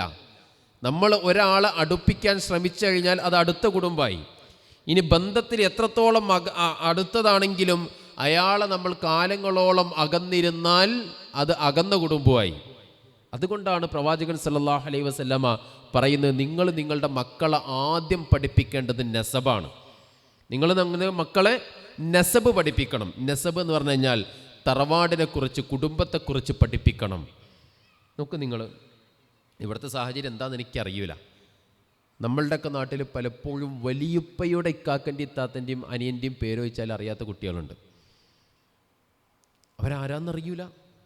മുമ്പ് കാലഘട്ടത്തിൽ നോക്ക്, പലപ്പോഴും നമ്മളൊക്കെ കൃത്യമായ മോണിറ്ററിൽ ജീവിച്ച് വന്നിട്ടുള്ള ആളുകളായിരിക്കും, കൃത്യമായ മോണിറ്ററിങ്ങിന് വിധേയമായി ജീവിച്ച് വന്നിട്ടുള്ള ആളുകളായിരിക്കും അല്ലേ? ഏതെങ്കിലും തരത്തിലുള്ള തെറ്റിലകപ്പെടുമെന്നുണ്ടാകുന്ന സമയത്ത്, ഒരു തെറ്റ് ചെയ്യണമെന്ന് തോന്നുന്ന സമയത്ത് തന്നെ പലപ്പോഴും നമ്മൾ വിചാരിക്കുന്നത് അവിടെ പോയി കഴിഞ്ഞാൽ നടക്കൂല, കാരണം അവിടെ കുടുംബക്കാരുണ്ടാകും. ഇവിടെ പോയി കഴിഞ്ഞാൽ നടക്കൂല, ഇവിടെ കുടുംബക്കാരുണ്ടാകും. അതുകൊണ്ട് പിന്നീട് ദൂരെ പോയി തെറ്റ് ചെയ്യുന്ന ആളുകളൊക്കെ ഉണ്ടായിരുന്നു. കാരണം എന്താ? ആ കുടുംബക്കാർ നമ്മളെ മനസ്സിലാക്കും, അറിയുമെന്നുള്ളത് കൊണ്ടാണ്. ഇന്നത്തെ സാഹചര്യം നോക്കൂ, അങ്ങനെ ഒരു കുടുംബത്തെയും പരിഗണിക്കുന്നില്ല. അങ്ങനെ ഒരു കുടുംബക്കാരെയും ഭയമില്ല, പേടിയില്ല, ബഹുമാനമില്ല. പലപ്പോഴും അങ്ങനെ ഒരു അവസ്ഥയിലേക്ക് ആളുകളെ ചെന്നെത്തിക്കുവാനുള്ള ശ്രമങ്ങൾ നമ്മുടെ നാട്ടിലുണ്ടായിക്കൊണ്ടിരിക്കുന്നുണ്ട്. സഹോദരങ്ങളെ, ഇവിടെയാണ് നമ്മൾ ആലോചിക്കേണ്ടത്. നമ്മൾ ഒരു കുടുംബ സംവിധാനത്തെ ഏത് രീതിയിലാണ് മനസ്സിലാക്കേണ്ടത്? കുടുംബ ബന്ധങ്ങളെ ഏത് രീതിയിലാണ് മനസ്സിലാക്കേണ്ടത്? എല്ലാവരോടും നല്ല ബന്ധമുണ്ടായിരിക്കണം. ഓരോ കുടുംബത്തിലുള്ള ഓരോ വ്യക്തിയെയും അറിയാൻ സാധിക്കണം. നമ്മുടെ മക്കളോടൊക്കെ ചോദിച്ചാലേ, ഒരു കല്യാണപ്പുരയിലൊക്കെ പോയി കഴിഞ്ഞാൽ അവരേറ്റവും കൂടുതൽ പേടിക്കുന്ന വാക്കെന്താണെന്നറിയോ? ചോദ്യം എന്താണെന്നറിയോ? നമ്മൾ കുട്ടികളോട് ചോദിച്ചാൽ മതി, അറിയോ എന്നുള്ള ചോദ്യമാണ്. അറിയോ എന്ന് ചോദിച്ചാൽ ചിലപ്പോൾ കളവറിയേണ്ടി വരും. മുമ്പിൽ നിൽക്കുന്ന ആളെ അറിയൂല. അവർ വന്ന് ചോദിക്കുകയാണ്, അറിയോ എന്ന് വെച്ച് കഴിഞ്ഞാൽ ആ അറിയുമെന്ന് പറയും. തിരിച്ച് ചോദിക്കുക, ഞാൻ ആരാന്നൊന്ന് പറഞ്ഞാന്ന് പറഞ്ഞാൽ ചിലപ്പോൾ അവിടെ കുടുങ്ങി. ആ ഒരു സാഹചര്യം ഉണ്ടാകും. അവിടെയാണ് കുടുംബത്തെക്കുറിച്ച് കൃത്യമായ ധാരണ നമ്മൾ ഉണ്ടാക്കി കൊടുക്കേണ്ടതുണ്ട്. അതിനെന്ത് വേണം? നബി സല്ലല്ലാഹു അലൈഹി വസല്ലമ പറഞ്ഞു, നിങ്ങൾ പരസ്പരം സന്ദർശനങ്ങൾ നടത്തണം. അവിടേക്കാണ് നമ്മൾ കടന്നു വരുന്നത്. മൊബൈൽ കാലഘട്ടം അല്ലേ? എല്ലാവരും വാട്സപ്പ് ഗ്രൂപ്പുകളിലുണ്ടാകും. അവർ ആരൊക്കെയോ എന്തൊക്കെയോ അഭിപ്രായങ്ങൾ പറയും. ഇതെൻ്റെ കുടുംബമാണ് എന്നുള്ള തോന്നലുണ്ടാകും. പക്ഷെ ആരൊക്കെയാണ് എന്നുള്ള കൃത്യമായ ധാരണയില്ലാത്ത സാഹചര്യങ്ങൾ പലപ്പോഴും ഉണ്ടായി വരുന്ന സാഹചര്യങ്ങളുണ്ട്. നമ്മളുടെ കുടുംബത്തെക്കുറിച്ച്, കുടുംബത്തിൻ്റെ പ്രവർത്തനത്തെക്കുറിച്ച്, അതിലേതൊക്കെ അംഗങ്ങളാണ് ഉള്ളത് എന്നുള്ളതിനെക്കുറിച്ചുള്ള കൃത്യമായ ധാരണ നമ്മൾക്കുണ്ടായിരിക്കണം, നമ്മുടെ മക്കൾക്കുണ്ടായിരിക്കണം. പ്രവാചകൻ സല്ലല്ലാഹു അലൈഹി വസല്ലമ പറഞ്ഞു, നിങ്ങളുടെ മാതാപിതാക്കൾ മരണപ്പെട്ടു കഴിഞ്ഞാൽ അവരോട് നന്മ ചെയ്യുന്നതിൻ്റെ ഭാഗം എന്താണെന്നറിയോ? ഒന്ന്, അവരുമായി അടുത്ത ആളുകളുമായിട്ടുള്ള ബന്ധം സ്ഥാപിക്കുക എന്നുള്ളതാണ്. മാതാപിതാക്കൾ മരണപ്പെട്ടു. പല കുടുംബങ്ങളിലും തറവാടുകളിലൊക്കെ, നമ്മൾക്ക് നാട്ടിൽ പലപ്പോഴും തറവാടുകൾ ഉണ്ടാകാറുണ്ട്. ആ തറവാട്ടിൽ ഒരാളെ കല്യാണം വിളിക്കുകയുള്ളൂ. അദ്ദേഹം മറ്റുള്ള ആളുകളോട് കാര്യങ്ങളൊക്കെ പറയും, ഇങ്ങനെ ഒരു പരിപാടി ഉണ്ട്, നമ്മളൊക്കെ പോകണട്ടോ. അങ്ങനെ എല്ലാവരും പോകുന്ന സാഹചര്യങ്ങളുണ്ടാകും. ആ ഒരു കണ്ണി മരണപ്പെട്ടു പോയാൽ പിന്നീടുള്ള എല്ലാ ബന്ധങ്ങളും അവിടെ അവസാനിച്ചു പോകുകയാണ്. അവിടെയാണ് പ്രവാചകൻ സല്ലല്ലാഹു അലൈഹി വസല്ലമ ഒരു മാതൃക കാണിച്ചു തരുന്നത്. ഖദീജ റളിയല്ലാഹു അൻഹയുടെ സുഹൃത്തുക്കളോട് പ്രവാചകൻ സല്ലല്ലാഹു അലൈഹി വസല്ലമ അവരുടെ മരണശേഷം ബന്ധം പുലർത്തുമായിരുന്നു. വീടിനകത്ത് എന്തെങ്കിലുമൊക്കെ ഉണ്ടാക്കിക്കഴിഞ്ഞാൽ അതവർക്ക് കൊണ്ടുപോയി കൊടുക്കുന്ന സാഹചര്യം ഉണ്ടാകുമായിരുന്നു. സഹോദരങ്ങളെ, നമ്മളുടെ പല മാതാപിതാക്കളും മരണപ്പെട്ടു പോയിട്ടുണ്ടാകും. അവരുമായി ബന്ധമുള്ള ആളുകളോടുള്ള നമ്മളുടെ ബന്ധം മുറിഞ്ഞു പോയിട്ടുണ്ടാകും. നമ്മളുടെ മാതാപിതാക്കളോട് ബന്ധം സ്ഥാപിക്കുന്നതിൻ്റെ വളരെ പ്രധാനപ്പെട്ട മാർഗങ്ങളിലൊന്നാണ്, മാതാപിതാക്കളോട് നന്മ ചെയ്യുന്നതിൻ്റെ വളരെ പ്രധാനപ്പെട്ട മാർഗങ്ങളിലൊന്നാണ് അവർക്ക് ഇഷ്ടമുള്ള ആളുകളുമായി ബന്ധം സ്ഥാപിക്കുക എന്നുള്ളത്. എൻ്റെ ഉമ്മ മരണപ്പെട്ടിട്ട് 10 വർഷമായി. ആ 10 വർഷത്തിനിടക്ക് ഉമ്മയുടെ സുഹൃത്തുക്കളെ കാണുന്ന സമയത്ത് ആ സുഹൃത്തുക്കൾ പറയും, നിൻ്റെ ഉമ്മയായിട്ടുള്ള ബന്ധം ഭയങ്കര ഇരുന്നിട്ടോ, ഞങ്ങൾ അങ്ങനെ ചെയ്തിട്ടുണ്ടായിരുന്നു കേട്ടോ, അവളുടെ സ്വഭാവമൊക്കെ ഇങ്ങനെ ഇരുന്നിട്ടോ എന്നൊക്കെ പറയുന്ന സമയത്ത് സാധാരണ എല്ലാ ദിവസമുള്ളൊരു പ്രാർത്ഥന ഉണ്ടാവുമല്ലോ. മരണപ്പെട്ടു പോയ ഉമ്മക്ക് വേണ്ടിയിട്ട്, ഉപ്പക്ക് വേണ്ടിയിട്ട് നമ്മൾ എല്ലാ ദിവസവും പ്രാർത്ഥിക്കുന്നൊരു പ്രാർത്ഥന ഉണ്ടാവുമല്ലോ. ആ പ്രാർത്ഥനയേക്കാൾ ആഴത്തിൽ അവർ ഓർമ്മിപ്പിക്കുന്ന സമയത്ത് നമ്മളിൽ നിന്നൊരു പ്രാർത്ഥന കടന്നു വരാനുണ്ട്. കാരണം എന്താണ്? ഉമ്മയുടെ സുഹൃത്തിനെ ഇന്ന് കണ്ടു, അവരുടെ പഴയ ഓർമ്മകൾ അയവിറക്കി. ആ സമയത്ത് നമ്മളുടെ മനസ്സിലേക്ക് ഉമ്മയെക്കുറിച്ചുള്ള, ഉപ്പയെക്കുറിച്ചുള്ള, മരണപ്പെട്ടു പോയ ആളുകളെക്കുറിച്ചുള്ള ഓർമ്മകൾ നമ്മളുടെ മനസ്സിലേക്ക് കടന്നു വന്നു. സാധാരണയിൽ അധികമായി കുറച്ചുകൂടി ആത്മാർത്ഥതയോട് കൂടിയിട്ട് ആ ദിവസം നമുക്ക് പ്രാർത്ഥിക്കാൻ സാധിക്കില്ലേ? അതോടൊപ്പം തന്നെ അവരുമായുള്ള ബന്ധം പുലർത്തുക എന്നുള്ളത് വളരെ പ്രധാനപ്പെട്ട കാര്യമാണ്. അതുകൊണ്ടാണ് പറഞ്ഞിട്ടുള്ളത്, ഒരു കുടുംബത്തിലെ ഒരു കണ്ണി മരണപ്പെട്ടു പോകുന്നതോട് കൂടിയിട്ട് അവരും കുടുംബവുമായുള്ള എല്ലാ ബന്ധവും നഷ്ടപ്പെട്ടു പോകുന്ന സാഹചര്യത്തെ നമ്മൾ ഭയപ്പെടേണ്ടതുണ്ട്. പ്രവാചകൻ സല്ലല്ലാഹു അലൈഹി വസല്ലമ ദാരിദ്ര്യ നിർമ്മാർജ്ജനത്തിനുള്ള ഒരു മാർഗമായി പറഞ്ഞിട്ടുള്ളത് കുടുംബബന്ധം ചേർക്കുക എന്നുള്ളതാണ്. ദാരിദ്ര്യ നിർമ്മാർജ്ജനത്തിനുള്ള ഒരു മാർഗമായി പറയുന്നത് കുടുംബബന്ധം ചേർക്കുക എന്നുള്ളതാണ്. അവിടെ നോക്ക് നിങ്ങൾ, സകാത്ത്, സ്വതക്ക, അതോടൊപ്പം തന്നെ കുടുംബബന്ധം ചേർക്കുക. ഈ 3 കാര്യങ്ങൾ ദാരിദ്ര്യ നിർമ്മാർജ്ജനത്തിനുള്ള ഒരു മാർഗമായി പ്രവാചകൻ സല്ലല്ലാഹു അലൈഹി വസല്ലമ പഠിപ്പിച്ചിട്ടുണ്ട്. നമ്മളുടെ കുടുംബത്തിൽ ഒരാൾക്ക് പ്രയാസം ഉണ്ടായി എന്ന് കരുതുക. ആ പ്രയാസമുണ്ടാകുന്ന സമയത്ത് അവരെ സംരക്ഷിക്കുവാനും അവരുടെ പ്രയാസങ്ങൾ നീക്കം ചെയ്യുവാനും നമ്മൾ ഒത്തൊരുമിച്ച് പ്രവർത്തിക്കുന്ന സാഹചര്യങ്ങളുണ്ടാകും. ഒരു വേള അവർക്ക് വേണ്ടി നമ്മളൊരു കളക്ഷൻ എടുക്കുന്നത് അദ്ദേഹം അറിയാതെയായിരിക്കും. അദ്ദേഹത്തിനുള്ള ആ ഒരു പ്രയാസത്തെ നീങ്ങുവാൻ വേണ്ടിയിട്ട് ആ കുടുംബത്തിലുള്ള ആളുകൾ അവനവനെ കൊണ്ടാകുന്ന രീതിയിൽ പ്രവർത്തിക്കും. മറ്റൊന്ന് നോക്കൂ നിങ്ങൾ, ഇന്ന് പല ബിസിനസ്സുകളും തുടങ്ങുന്ന ആളുകളുണ്ട്. തഖ്വ നമ്മളുടെ സമ്പത്ത് നിലനിർത്തുവാനുള്ള നല്ല ഒരു മാർഗമായിട്ടും പ്രവാചകൻ സല്ലല്ലാഹു അലൈഹി വസല്ലമയുടെ ഹദീസുകളിൽ കുടുംബബന്ധം ചേർക്കുന്നതിൻ്റെ പ്രാധാന്യത്തെക്കുറിച്ച് നമുക്ക് മനസ്സിലാക്കാൻ സാധിക്കും. നമ്മളുടെ പണം നിലനിൽക്കാൻ, നമ്മളുടെ സമ്പത്ത് നിലനിർത്തുവാൻ ഉള്ള ഒരു മാർഗമായി പ്രവാചകൻ സല്ലല്ലാഹു അലൈഹി വസല്ലമ കുടുംബബന്ധത്തെ ചേർത്ത് നിർത്താൻ ആവശ്യപ്പെടുന്നുണ്ട്. എന്താ കാരണം എന്നറിയോ? പലപ്പോഴും നമ്മളൊരു ബിസിനസ് തുടങ്ങാമെന്ന് വിചാരിച്ചു. ആ ബിസിനസ് തുടങ്ങുന്ന സമയത്ത് നമ്മളെ മനസ്സിലുണ്ടാകുക ഒരു വേള അതിൻ്റെ പോസിറ്റീവുകൾ മാത്രമാണ്. ഞാനിത് തുടങ്ങിക്കഴിഞ്ഞാൽ ഇങ്ങനെ ഉണ്ടാകും, ഞാനിത് തുടങ്ങിക്കഴിഞ്ഞാൽ ധാരാളം ഗുണങ്ങളുണ്ടാകും. പക്ഷേ നമ്മളുടെ കുടുംബത്തിനകത്ത് അതിനെക്കുറിച്ച് പറയുന്ന സമയത്ത് ധാരാളം എതിർ ശബ്ദങ്ങളുണ്ടാകും. സമ്പത്ത് വളർത്താനുള്ള ഒരു മാർഗമായി കുടുംബബന്ധത്തെ നിലനിർത്തുക എന്ന് പറയുന്നത് ഈ രീതിയിൽ ധാരാളം എതിർ ശബ്ദങ്ങളുണ്ടാകുമ്പോഴൊക്കെ അതിനെ മറികടക്കുവാൻ കൂടി നമ്മൾ ഒന്നുകൂടിയുള്ള ഒരു ആലോചനയിലേക്ക് പോകുന്നതുമൊക്കെ ഈ ഒരു കുടുംബബന്ധത്തിൻ്റെ ഗുണങ്ങളുടെ ഭാഗമാണ്. അതുകൊണ്ട് ആ കുടുംബബന്ധത്തെ നിലനിർത്തുവാൻ വേണ്ടി നമ്മൾ ശ്രമിക്കുക എന്നുള്ളതാണ്. അപ്പം ഇങ്ങനെ ധാരാളം പ്രത്യേകതകളും പ്രാധാന്യവും ഇസ്ലാം കുടുംബത്തിന് നൽകുമ്പോൾ എല്ലാം മാറിയതുപോലെ തന്നെ കുടുംബബന്ധത്തിലും ചില മാറ്റങ്ങളൊക്കെ കടന്നു വന്നിട്ടുണ്ട്. അതാണ് നമ്മളുടെ മൊബൈൽ കാലഘട്ടം നമ്മളിലേക്ക് കൊണ്ടുവന്നിട്ടുള്ള ചില മാറ്റങ്ങൾ. അതിൽ ഒന്നാമതായി നമ്മൾ മനസ്സിലാക്കേണ്ടത്, ആധുനിക കാലഘട്ടത്തിൽ ഏറ്റവും നല്ല രീതിയിൽ ആധുനിക സൗകര്യങ്ങൾ നമ്മൾ ഉപയോഗപ്പെടുത്തുന്നുണ്ട് എന്നുള്ളത് തന്നെയാണ്. മൊബൈൽ ഫോണ്, അതോടൊപ്പം തന്നെ വാട്സപ്പ് ഗ്രൂപ്പുകൾ, ഏതെങ്കിലും തരത്തിലുള്ള എന്തെങ്കിലും ഒരു പ്രയാസം ഉണ്ടായിക്കഴിഞ്ഞാൽ ആ പ്രയാസം അറിയിക്കുവാൻ, അതോടൊപ്പം തന്നെ പ്രോത്സാഹനം നൽകുവാൻ, ഇങ്ങനെയുള്ള സംഗതികൾക്കൊക്കെ ഈ ഒരു മൊബൈൽ കാലഘട്ടം നമുക്ക് ധാരാളം ഉപകാരം ചെയ്യുന്ന സംഗതിയാണ്. അതോടൊപ്പം തന്നെ നമ്മൾ ആലോചിക്കേണ്ട സംഗതിയാണ്, കുടുംബ മേളകൾ ധാരാളമായി ഈ കാലഘട്ടത്തിൽ നടക്കുന്നുണ്ട്. ഒരൊറ്റ മെസ്സേജിൻ്റെ അടിസ്ഥാനത്തിൽ നടക്കുന്നതാണ്. ആ ഒരു മെസ്സേജ് വിടുകയാണ്, ഞങ്ങൾക്കൊന്ന് കൂടിക്കൂടെ എന്നുള്ള മെസ്സേജാണ്.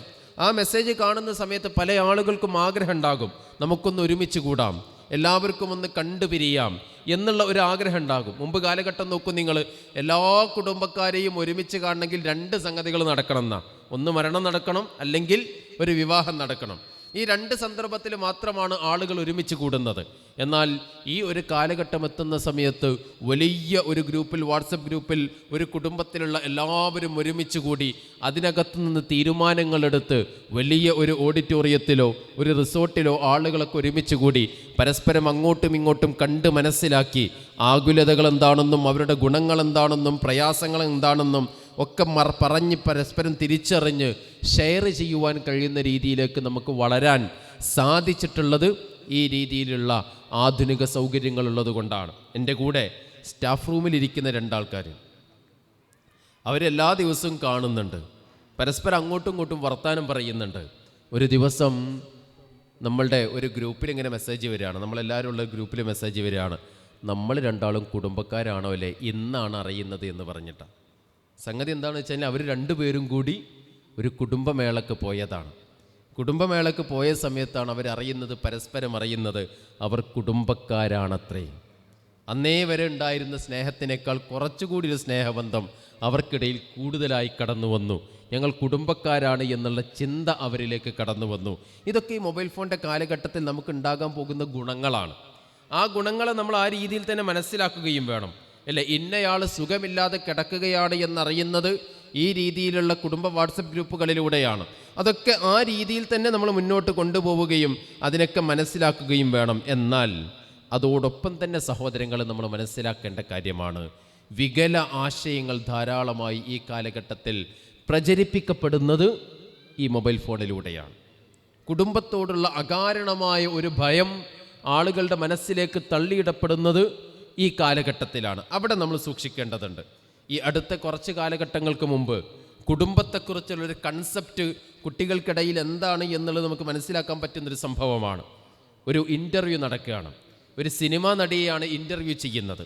ആ സിനിമാ നടിയെ ഇൻ്റർവ്യൂ ചെയ്യുന്ന സമയത്ത് ആ സിനിമാ നടിയോട് ചോദിക്കുന്നുണ്ട്, നിങ്ങൾക്ക് പ്രണയമുണ്ടായിരുന്നോ? പലപ്പോഴും ചോദിക്കുന്ന ചോദ്യം ഇതാണല്ലോ. നിങ്ങൾ ഏത് നേട്ടത്തിലെത്തി, നിങ്ങൾ എന്ത് നേട്ടം കൈവരിച്ചു എന്നുള്ളതിനേക്കാൾ അപ്പുറത്തേക്ക് ആളുകൾക്ക് കേൾക്കാനും അറിയാനും ഒക്കെ ഇഷ്ടമുണ്ടാകുക ഇതാണല്ലോ എന്ന് കരുതിയിട്ടാണ് ഈ ചോദ്യത്തിലേക്ക് പോകുന്നത്.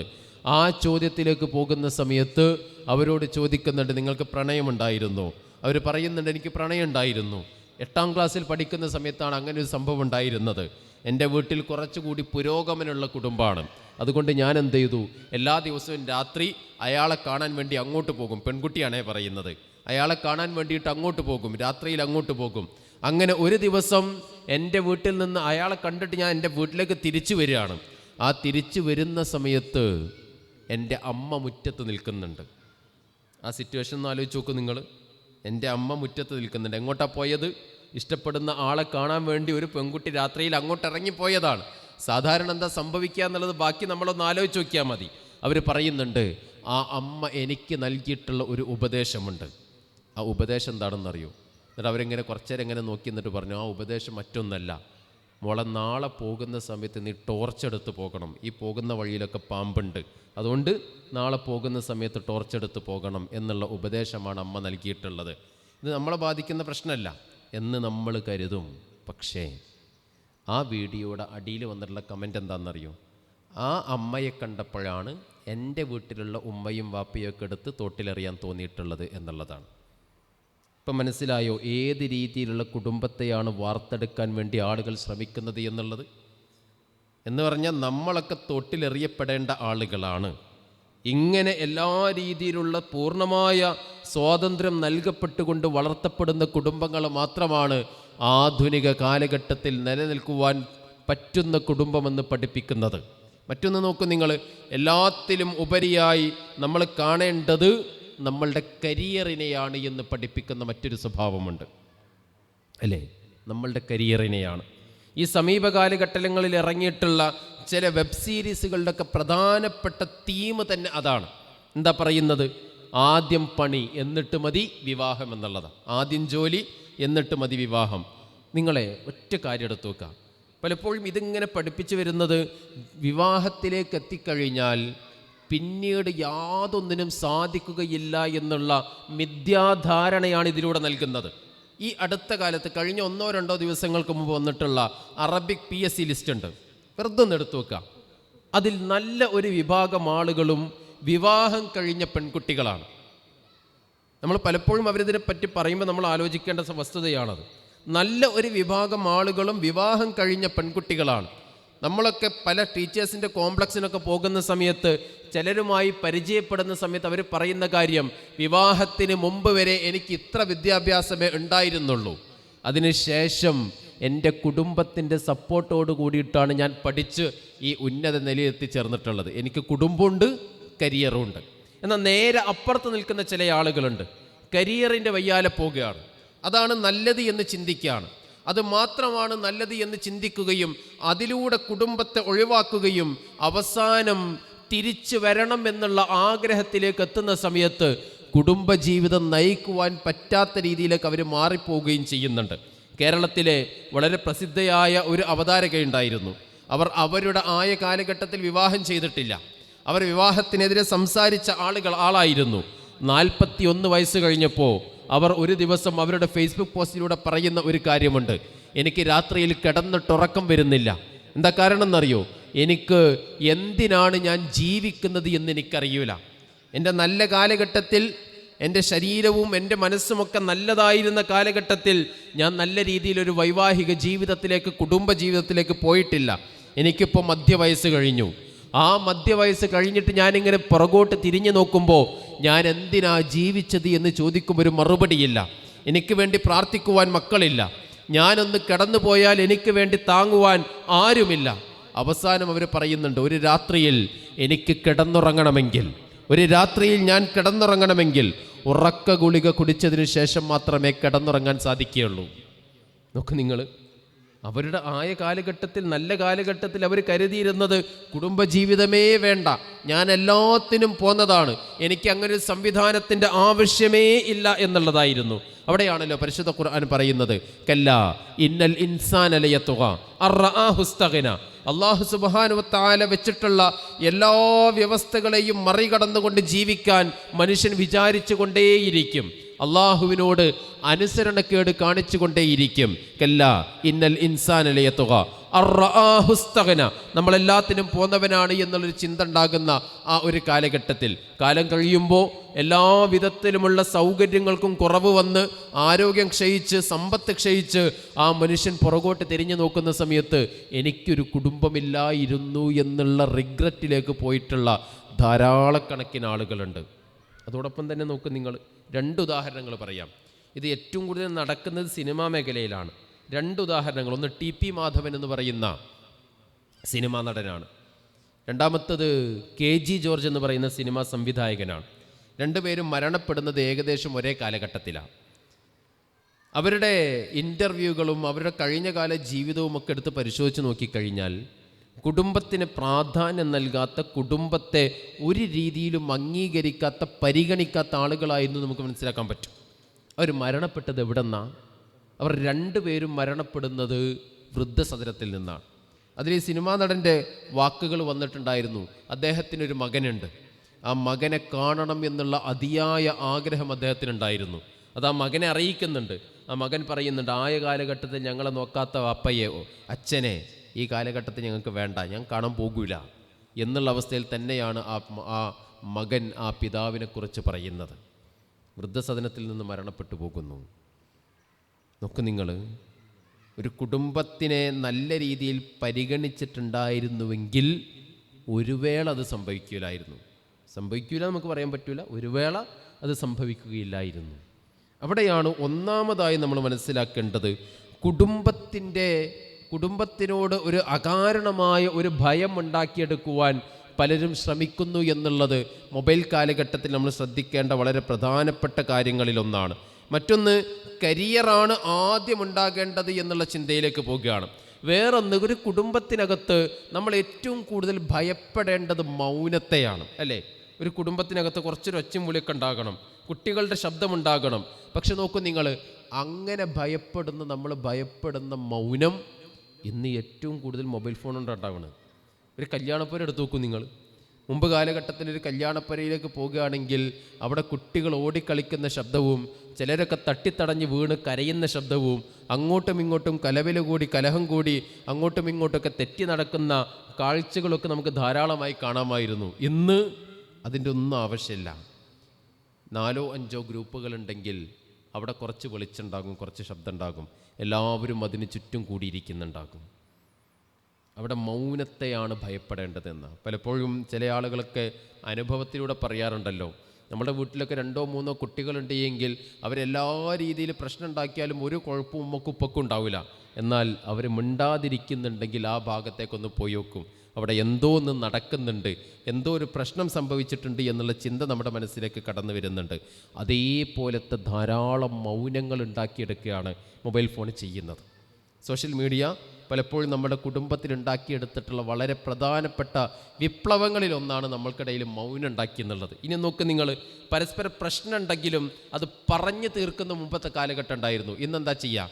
ഇന്ന് ഒരാൾക്കൊരു പ്രശ്നമുണ്ട് എന്നറിയണമെങ്കിൽ, കുടുംബത്തിനകത്ത് പ്രശ്നമുണ്ട് എന്നറിയണമെങ്കിൽ അയാളുടെ സ്റ്റാറ്റസ് നോക്കിയാൽ മതി. ആ സ്റ്റാറ്റസിൽ നിങ്ങൾ നിറഞ്ഞു നിൽക്കും. അവിടെ കണ്ടുകഴിഞ്ഞാൽ നമുക്കറിയാം, ഇവരും ഭർത്താവും തമ്മിൽ, ഇവരും ഭാര്യയും തമ്മിൽ, ഇവരും സഹോദരങ്ങളും തമ്മിൽ എന്തൊക്കെയോ പ്രശ്നങ്ങൾ ഉണ്ടായിട്ടുണ്ട്. അതിൻ്റെ ഏറ്റവും വലിയ അപകടം എന്താണെന്നറിയോ? നാട്ടുകാർ മുഴുവൻ ആ പ്രശ്നം ഉണ്ട് എന്നുള്ളത് അറിഞ്ഞിട്ടുണ്ടാകും, പക്ഷെ അറിയേണ്ടവർ അറിഞ്ഞിട്ടുണ്ടാകില്ല. അവരാ സ്റ്റാറ്റസ് കണ്ടെങ്കിലല്ലുള്ളൂ അറിയുക.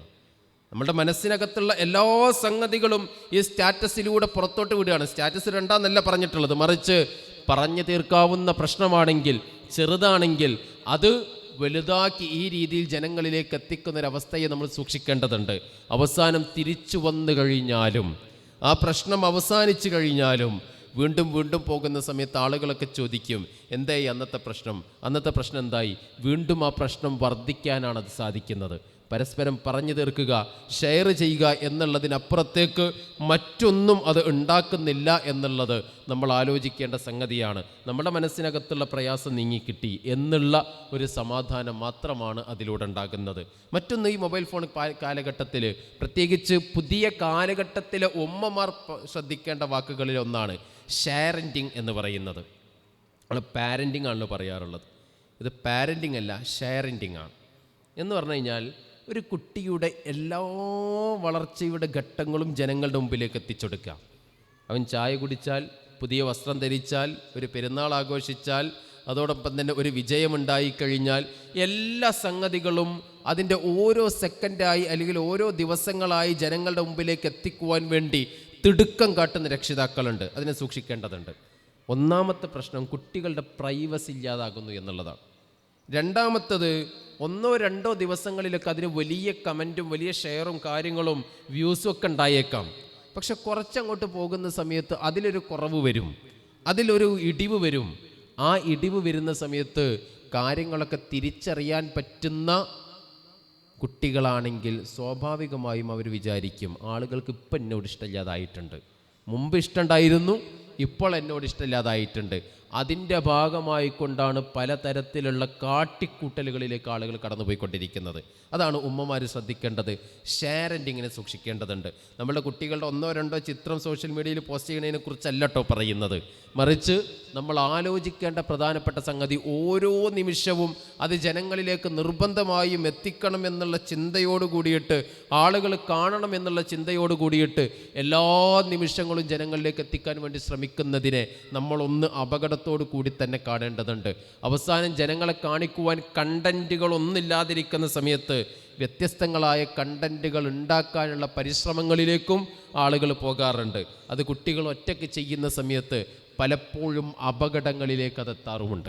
അത് ഉമ്മമാരും അതോടൊപ്പം തന്നെ മാതാപിതാക്കളും വളരെ കൃത്യമായി ശ്രദ്ധിക്കേണ്ട കാര്യങ്ങളിൽ പ്രധാനപ്പെട്ട കാര്യമായി നമ്മൾ പരിഗണിക്കേണ്ട കാര്യമാണത്. മറ്റൊന്ന് നോക്കൂ നിങ്ങൾ, ഒരു യുവാവ് അതല്ലെങ്കിൽ ഒരു കുട്ടി ഏറ്റവും സന്തോഷത്തോടു കൂടി ചിരിക്കുന്ന സന്ദർഭം ഇന്ന് ഏതാണ്? മുമ്പ് കാലഘട്ടത്തിൽ ഏതായിരുന്നു? മാതാവിനോടും പിതാവിനോടുമൊക്കെ ഒരുമിച്ചിരിക്കുന്ന സമയത്ത് ആ കുടുംബത്തിനകത്ത് ഏറ്റവും സമാധാനം അനുഭവിക്കുന്ന സാഹചര്യം ഉണ്ടാക്കണം. എന്നാൽ പലപ്പോഴും ഇന്ന് സംഭവിക്കുന്നത്, മൊബൈൽ ഫോണിൻ്റെ കാലഘട്ടത്തിൽ സംഭവിക്കുന്നത്, അവർ കണ്ട് ചിരിക്കുന്നത് ഈ പറയുന്ന കാര്യങ്ങളാണ്. പലപ്പോഴും അർത്ഥം എന്താണ് എന്നറിയാത്ത രീതിയിലുള്ള വാക്കുകൾ പോലും LP സ്കൂളിൽ വെച്ച് നമ്മൾ കേൾക്കുകയാണ്. അതെവിടെ നിന്ന് അത് കിട്ടുന്നത് ചോദിച്ചാൽ അതിൻ്റെ സോഴ്സ് വളരെ കൃത്യമാണ്. അത് ലഭിക്കുന്നത് ഈ പറയുന്ന സോഷ്യൽ മീഡിയയിൽ നിന്നുമാണ്. ചില വാക്കുകളൊക്കെ മുമ്പ് കാലഘട്ടങ്ങളിൽ നമ്മൾ മോശമായി ഉപയോഗിച്ചിരുന്ന പല വാക്കുകളും ഇന്ന് സർവ്വസാധാരണമായി കുട്ടികൾ ഉപയോഗിക്കുന്നത് നമുക്ക് കാണാൻ സാധിക്കും. നമുക്കിങ്ങനെ പറയാൻ പറ്റില്ലൊരു പബ്ലിക് സദസ്സിലൊന്നും പറയാൻ പറ്റാത്ത വാക്കുകളൊക്കെ പലപ്പോഴും കുട്ടികൾ ആ രീതിയിൽ ഉപയോഗിക്കുന്നത് നമുക്ക് കാണാൻ സാധിക്കും. എന്തുകൊണ്ടാണ്? ഇത്തരത്തിലുള്ള കാര്യങ്ങളെ അനുകരിച്ചുകൊണ്ട് മുന്നോട്ട് പോകുന്നത് കൊണ്ടാണ്. അവിടെയാണ് നമ്മൾ ആലോചിക്കേണ്ടത്. അതിനെ മറികടക്കുവാൻ കഴിയുന്ന രീതിയിലേക്കുള്ള നമ്മളുടെ കുടുംബ സംവിധാനത്തെ നമുക്ക് മാറ്റിയെടുക്കാൻ സാധിക്കണം. ഏറ്റവും ആസ്വാദ്യകരമായ കുടുംബ സംവിധാനങ്ങളെ ഉണ്ടാക്കിയെടുക്കാൻ സാധിക്കണം. മറ്റൊന്ന് നമ്മൾ ആലോചിക്കേണ്ടത്, കുട്ടികളുടെ മനസ്സിൽ അതല്ലെങ്കിൽ മുതിർന്നവരുടെ തന്നെ മനസ്സിലും ഇന്ന് ഏറ്റവും കൂടുതൽ സ്വാധീനം ചെലുത്തുന്ന കാര്യങ്ങളിലൊന്നാണ് ഫാമിലി വ്ളോഗുകൾ എന്ന് പറയുന്നത്. അതെല്ലാം മോശമാണെന്നല്ല, മറിച്ച് ഫാമിലി വ്ളോഗുകൾ ചെലുത്തുന്ന സ്വാധീനം ചെറുതല്ല. കുടുംബങ്ങൾക്കിടയിൽ സ്നേഹം മാത്രമേയുള്ളൂ, അവർക്കിടയിൽ സ്നേഹം മാത്രമേയുള്ളൂ.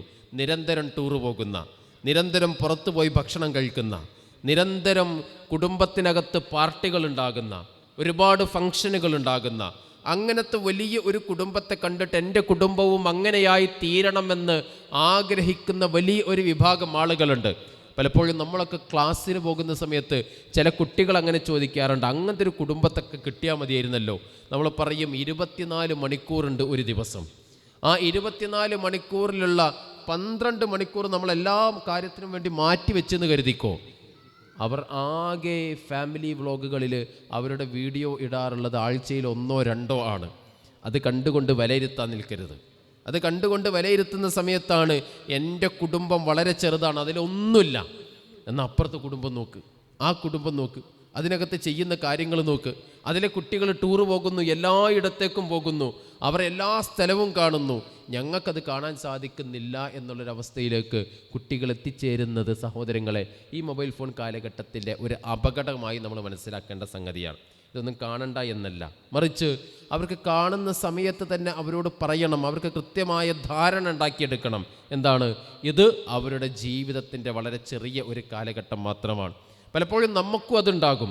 ഈ അടുത്ത കാലഘട്ടത്തിലൊക്കെ നടക്കുന്ന വളരെ പ്രധാനപ്പെട്ട കണ്ടൻറ്റുകളിലൊന്നാണ് ഹോം ടൂറുകൾ നടത്തുക എന്നുള്ളത്. മറ്റൊരാളുടെ വീട്ടിലേക്ക് കയറിച്ചില്ല, അവിടെ എന്തൊക്കെയുണ്ട് എന്നുള്ളത് നോക്കുക. ആ കാണുന്ന സാധനങ്ങളെല്ലാം ജനങ്ങളിലേക്ക് എത്തിച്ചു കൊടുക്കുക. എന്നിട്ട് അവസാനം സംഭവിക്കുന്നത് എന്താ? ഉപഭോഗ സംസ്കാരത്തിലേക്ക് മനുഷ്യൻ കാല് തട്ടി വീഴുന്ന കാഴ്ചകൾ നമുക്ക് കാണാൻ സാധിക്കും. നമ്മളിവിടെ ഇങ്ങനെ ഇരിക്കുന്ന സമയത്ത് പല ഉപകരണങ്ങളും EMI വാങ്ങിയിട്ടുള്ള ആളുകളായിരിക്കും നമ്മൾ. കാരണം ഒരു മാസം എത്രത്തോളം EMI പോകുന്നുണ്ട് എന്ന് നമുക്കറിയില്ല. പലപ്പോഴും ആലോചിച്ച് നോക്കുക നിങ്ങൾ, അതിൽ എത്രത്തോളം നമുക്ക് ആവശ്യമുള്ളതുണ്ടായിരുന്നു എന്ന് ചോദിച്ചാൽ പലതുമില്ലായിരുന്നു എന്നുള്ള മറുപടിയാണ് ലഭിക്കുക. ഈ അടുത്ത കാലത്ത് സുഹൃത്തിൻ്റെ വീട്ടിൽ പോയി നോക്കിയ സമയത്ത് ഒരു സാധനം അവിടെ വാങ്ങി കൊണ്ടുപോയി വെച്ചിട്ടുണ്ട്. ഇവർ രണ്ടുപേരും കൂടി അതിൻ്റെ യൂസർ ഗൈഡ് ഇരുന്ന് വായിക്കുകയാണ്. ഇതെങ്ങനെയാണ് ഉപയോഗിക്കേണ്ടത് എന്നറിയില്ല. നിങ്ങൾ കണ്ടു, അപ്പുറത്തെ വീട്ടിൽ കണ്ടു, അവിടെ പോയി നോക്കിയ സമയത്ത് സാധനം കണ്ടു, വാങ്ങിക്കൊണ്ടുവന്നു. ഇതെങ്ങനെയാണ് ഉപയോഗിക്കേണ്ടത് എന്ന് എനിക്കറിയില്ല. അപ്പോൾ ഞാൻ പറഞ്ഞു, ഇത് എയർ ഫ്രയർ ആണ്. അവരുടെ വീട്ടിൽ അവന് വേറെയുണ്ട്, അടുപ്പ് വേറെയുണ്ട്, ഇത് എയർ ഫ്രയർ ആണ്, ഇതിങ്ങനെയാണ് ഉപയോഗിക്കേണ്ടത് എന്ന് പറഞ്ഞെടുത്തപ്പോൾ ബാക്കി രണ്ടുണ്ടാകുമ്പോൾ എന്തിനായിരുന്നു എനിക്കിത് എന്നുള്ളത് അവർ ആ സമയത്താണ് ആലോചിക്കുന്നത്. നോക്ക് നിങ്ങൾ, അവിടെയാണ് മറ്റൊരാളുടെ കുടുംബത്തിനകത്തുള്ള സംഗതികളെല്ലാം, വീടിനകത്തുള്ള സംഗതികളെല്ലാം നമ്മളുടെ വരുമാനത്തിനനുസരിച്ചിട്ടല്ലാതെ തന്നെയും അത് നമ്മളുടെ വരുമാനത്തിനപ്പുറത്തേക്കാണെങ്കിലും നമ്മളുടെ കുടുംബത്തിലുണ്ടായിരിക്കണം എന്നുള്ള ഒരു ചിന്തയിലൂടെ ആളുകൾ കടന്നു പോകുന്നത്. അതിനെ സഹോദരങ്ങളെ സൂക്ഷിക്കേണ്ടതുണ്ട്. അതിനെ വളരെ കൃത്യമായി തന്നെ സൂക്ഷിക്കേണ്ടതുണ്ട്. കാരണം എന്താ? അതൊരു ഉപഭോഗ സംസ്കാരത്തിലേക്ക് മനുഷ്യനെ തള്ളിവിടുന്ന ഒന്നാണ്. അത് സ്വാഭാവികമായും നമ്മളെ കൊണ്ട് ചെന്നെത്തിക്കുന്നത് അപകടത്തിലേക്കാണ്. മറ്റുള്ളവരെ പോലെയല്ല നമ്മൾ എന്നുള്ള ചിന്ത നമ്മളുടെ മനസ്സിലേക്ക് കടന്നു വരേണ്ടതുണ്ട്. സഹോദരങ്ങളെ, അവസാനിപ്പിക്കുകയാണ്. നമ്മൾ ആലോചിക്കേണ്ട സംഗതികളിലൊന്ന്, എന്താണ് ഈ കാലഘട്ടത്തിൽ നമ്മൾ ഇതിനുള്ള പരിഹാരമായി നമ്മൾ കാണേണ്ടത് എന്നുള്ളത് നമ്മൾ ആലോചിക്കണം. ഒന്ന്, പരലോക ബോധമുണ്ടാക്കിയെടുക്കണം. കുടുംബത്തിൻ്റെ അടിസ്ഥാനം എന്താണ് എന്ന് ചോദിച്ചാൽ അത് ഇസ്ലാമായിരിക്കണം.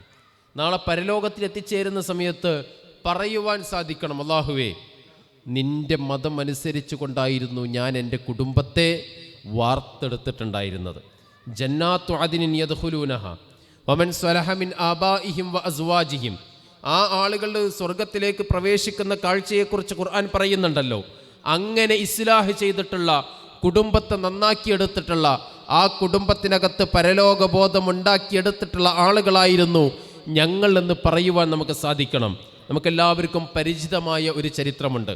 ഉമർ റളിയല്ലാഹുവിൻ്റെയും പാൽക്കാരി പെൺകുട്ടിയുടെയും ഒരു ചരിത്രമാണത്, അല്ലേ? ഉമ്മ പാലിൽ വെള്ളം ചേർക്കുവാൻ വേണ്ടി പറയുന്ന സമയത്ത് അതിനെനിക്ക് സാധ്യമല്ല, അള്ളാഹു കാണുന്നുണ്ടല്ലോ എന്നുള്ള ചിന്തയുണ്ടാകുന്ന പെൺകുട്ടിയെക്കുറിച്ച് പലപ്പോഴും ചിലരൊക്കെ അതിന് വേറെ ഒരു വായന പറയുന്നുണ്ട്.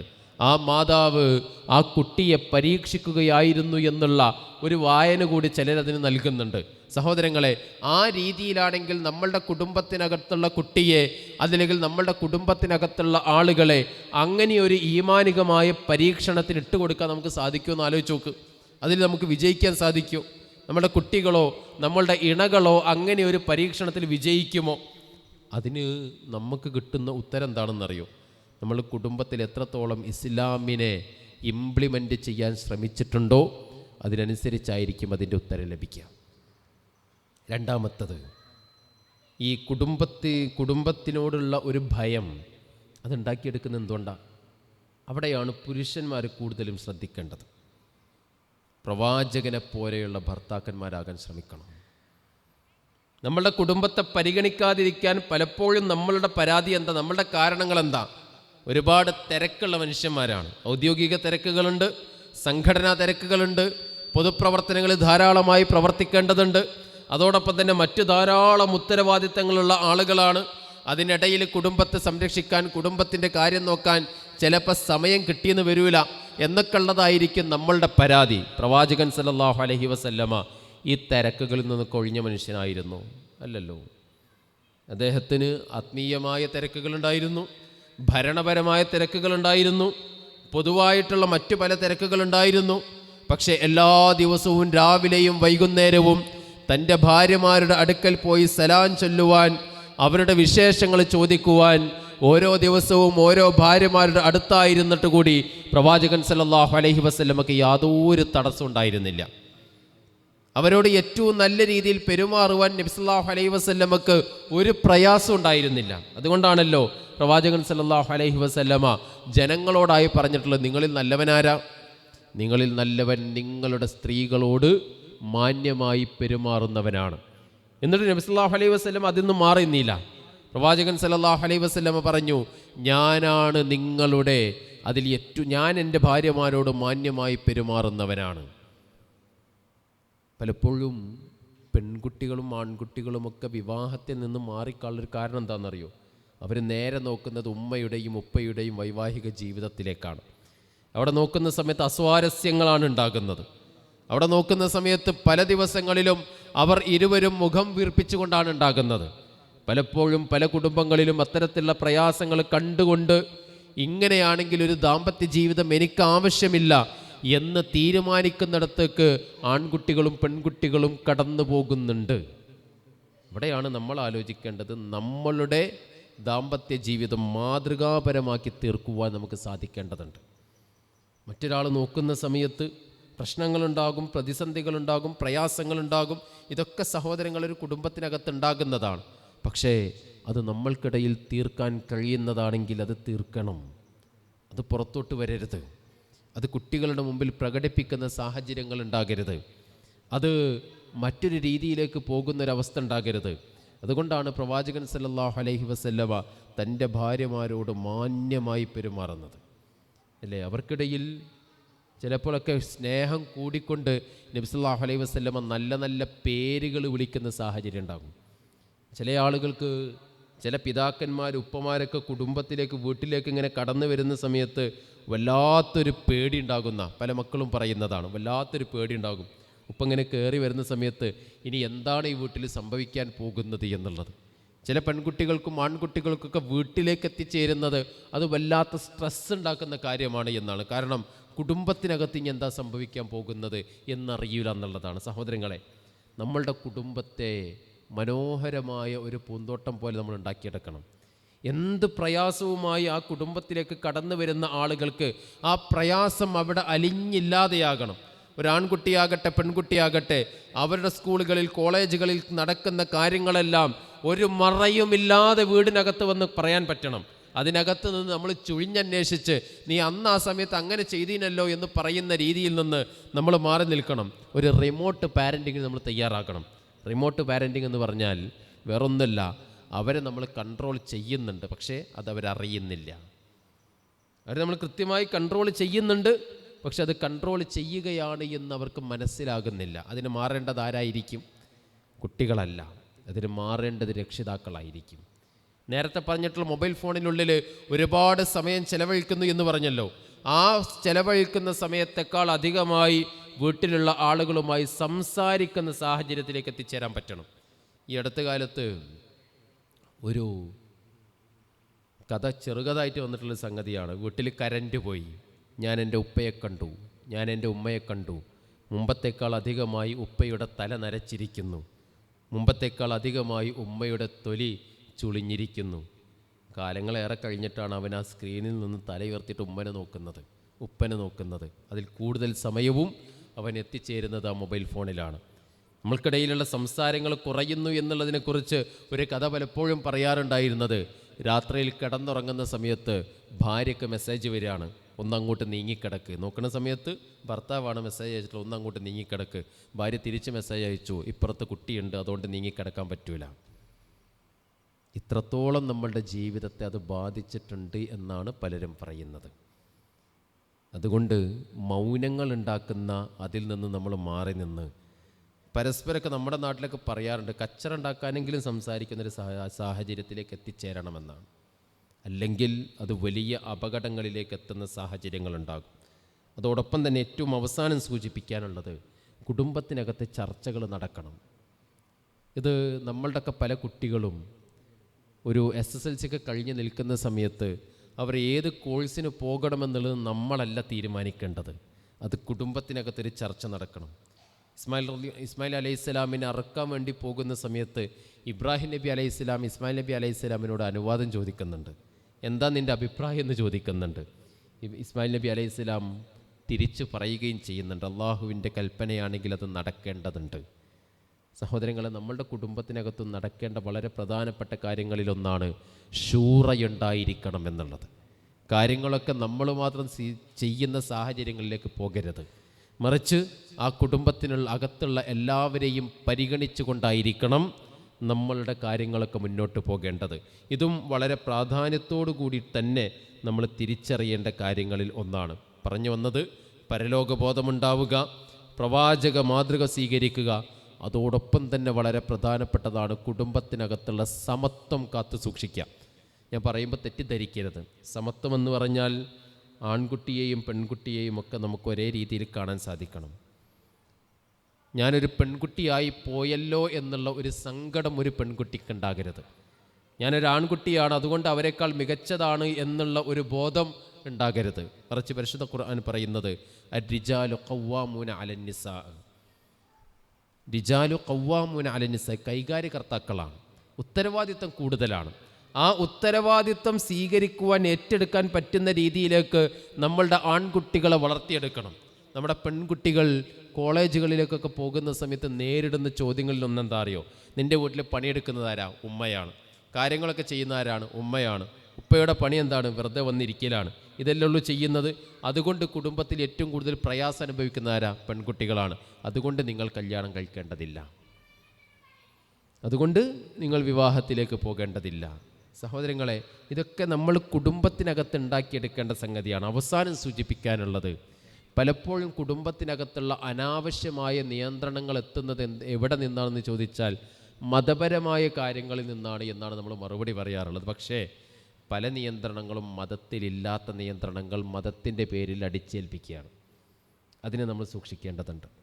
നമ്മളുടെ പല ആഗ്രഹങ്ങളും നമ്മളുടെ പല ഇഷ്ടങ്ങളും നമ്മൾ ചെയ്യണം എന്ന് ആഗ്രഹിക്കുന്ന പല കാര്യങ്ങളും പലപ്പോഴും എത്തിച്ചേരുന്നത് മതത്തിൻ്റെ പേരിൽ അടിച്ചേൽപ്പിക്കുന്ന സാഹചര്യത്തിലാണ്.